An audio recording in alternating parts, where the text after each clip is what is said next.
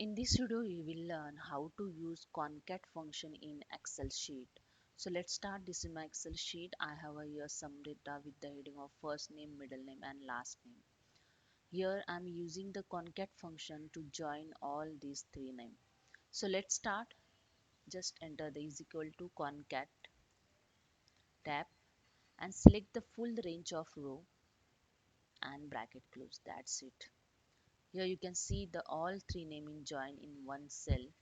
But if you want the space between the one name, then you have to use the double quote between this function.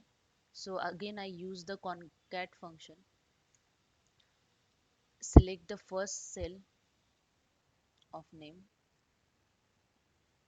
I'm using this one, first cell of the name, and then use the comma, double quote, space, again double quote, comma, select the second cell, comma, double quote, space, double quote, comma, and select the third cell and just bracket close. That's it. Here you can see with space the name is joined here.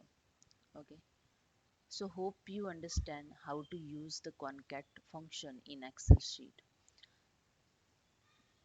If you like this video, please subscribe my channel. Thank you so much.